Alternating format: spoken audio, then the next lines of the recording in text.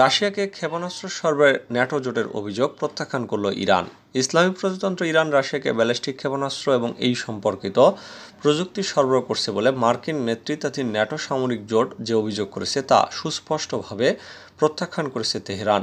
NATO বলছে ইরানের দেওয়া ব্যালিস্টিক ক্ষেপণাস্ত্র এবং এই সম্পর্কিত প্রযুক্তি ইউক্রেনের বিরুদ্ধে ব্যবহার করেছে রাশিয়া।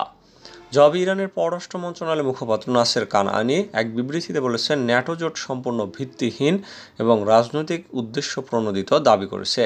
ন্যাটো জোটের নেতারা গতকাল দাবি করেছেন যে উত্তর কোরিয়া এবং ইরান রাশিয়াকে ইউক্রেনের বিরুদ্ধে সামরিক অভিযান চালানোর ক্ষেত্রে রসদ যোগাচ্ছে, যা মস্কোর প্রতি দেশ দুটির সরাসরি সামরিক সমর্থন।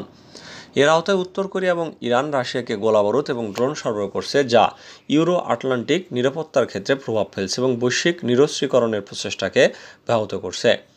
ন্যাটো জোটের নেতারা বলেন, ইরানের সরবরাহ করা ব্যালিস্টিক ক্ষেপণাস্ত্র এবং এই সম্পর্কিত প্রযুক্তিগত সংঘাত বাড়িয়ে তোলার ক্ষেত্রে বিশেষ ভূমিকা রাখতে পারে।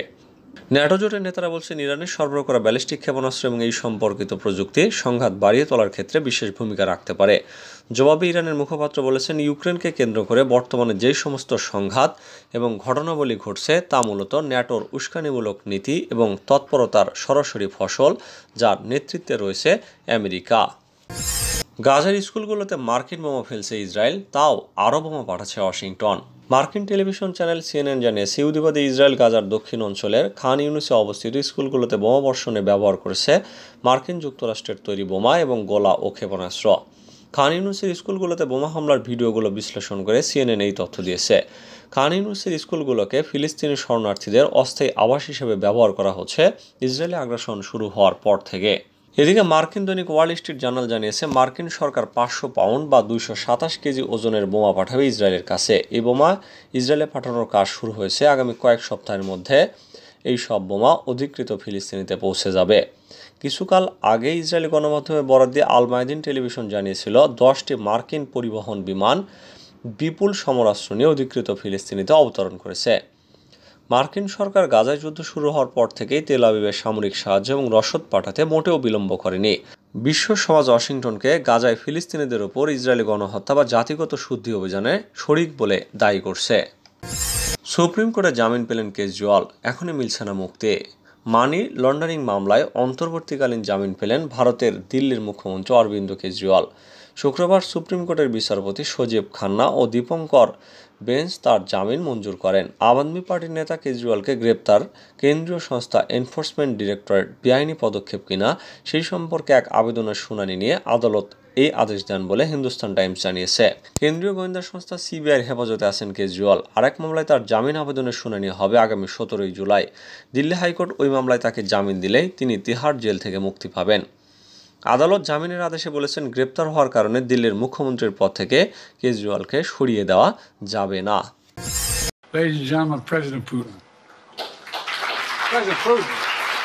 জেলেনস্কিকে পুতিন সম্বোধন করে হাসির খোরাক জোগালেন বাইডেন। নির্বাচন যত ঘনিয়ে আসছে, সমালোচনা যেন পিছু ছাড়ছে না মার্কিন প্রেসিডেন্ট জো বাইডেনের। সবশেষ ইউক্রেনের প্রেসিডেন্ট ভলোদিমির জেলেনস্কির প্রশংসা করতে গিয়ে তাকে ভুল করে পুতিন বলে সম্বোধন করে আবারও আলোচনায় তিনি। 81 বছর বয়সী মার্কিন প্রেসিডেন্টকে নিয়ে ট্রলে মেতে উঠেছেন নেটিজেনদের অনেকেই।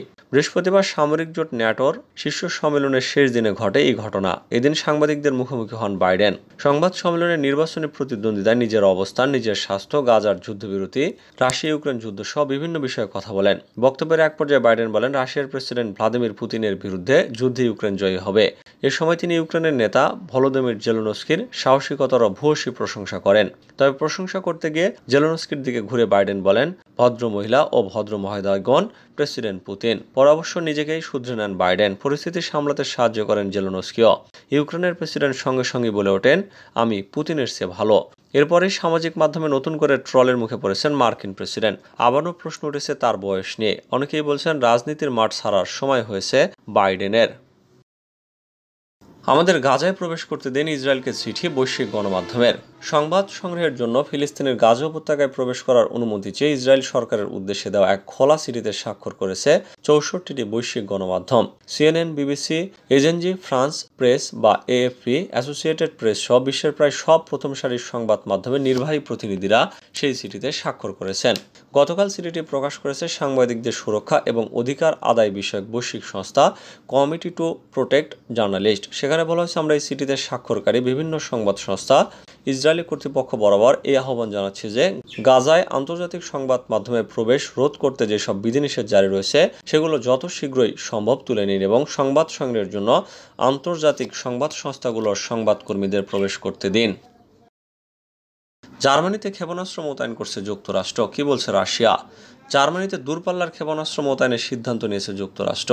দেশটির এই পদক্ষেপকে স্বাগত জানিয়েছেন জার্মান চ্যান্সেলর ওলাফ শোলজ। তবে রাশিয়া সতর্ক করে জানিয়েছে যুক্তরাষ্ট্রের এই পদক্ষেপে স্নায়ু যুদ্ধকালীন যে পরিস্থিতি তৈরি হয়েছিল তা ফিরে আসতে পারে। ওয়াশিংটনের ন্যাটোর শীর্ষ সম্মেলনকালে বুধবার হোয়াইট হাউসের পক্ষ থেকে জার্মানিতে ক্ষেপণাস্ত্র মোতায়েনের ঘোষণা দেওয়া হয়। এর মধ্যে টমাহক ক্রুজ ক্ষেপণাস্ত্র অন্তর্ভুক্ত থাকবে। প্রতিরোধ শক্তি বাড়াতেই এই সিদ্ধান্ত নেওয়া হয়েছে। যুক্তরাষ্ট্রের পক্ষ থেকে আরও জানানো হয়েছে, 2026 সাল থেকে জার্মানিতে দীর্ঘ পরিসরের ক্ষেপণাস্ত্র মোতায়েন শুরু হবে। এর জবাবে রাশিয়ার রাষ্ট্রীয় টেলিভিশন দেওয়া সাক্ষাৎকারে ক্রেমলিনের মুখপাত্র দিমিত্রি পেসকভ বলেছেন, আমরা শীতল যুদ্ধের দিকে অবিচলিত পদক্ষেপ নিচ্ছি। তিনি বলেন, সরাসরি সংঘাতের ইঙ্গিত নিয়ে ফের স্নায়ুযুদ্ধের পরিস্থিতি ফিরে আসছে।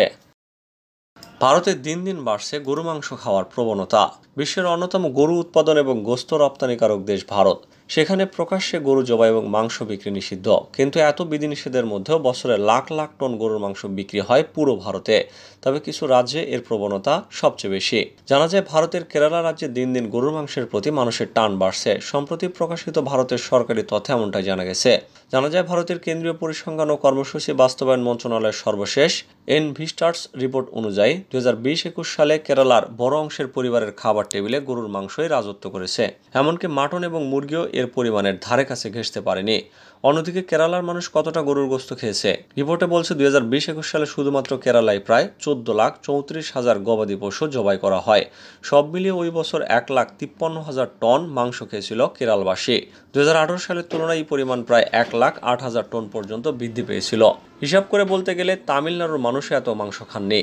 কারণ একই বছর তামিলনাড়ুর পরিবারগুলোর পাতে ছিল 51,000 টন মাংস, যা কেরালার তুলনায় 3 ভাগ কম। আবার খ্রিস্টানদের মেঘালয়ের বাসিন্দারা 20,000 টন গরুর মাংস খেয়েছেন, যা কেরালার তুলনায় 7 ভাগেরও কম। কেরালার মানুষ শুকুরের মাংস অনেক বেশি খায়। কেরালায় গরুর মাংসের পাশাপাশি শুকুরের মাংসের ব্যবহারও বেড়েছে। 2018 সালে প্রায় 98,000 শুকুরের মাংস খাওয়া হয়েছিল। মাংসের পরিমাণ ছিল 7,000 টন। 2018 সাল থেকে এই পরিমাণ আবার দ্বিগুণ হয়েছে। 2020-21 সালে 20,700 শুকুরের মাংস খাওয়া হয়েছে। মাংসের পরিমাণ ছিল 14,000 টন। ওই সময় পোলট্রি খরচ 11 কোটি টাকা থেকে 10 কোটি টাকায় নেমে এসেছিল। এসবের মাঝেই মানুষ মাটন খাওয়া কমিয়ে দিয়েছে। ওই সংখ্যা জবাইও 16,91,000 থেকে কমে 11 লাখে হয়েছে।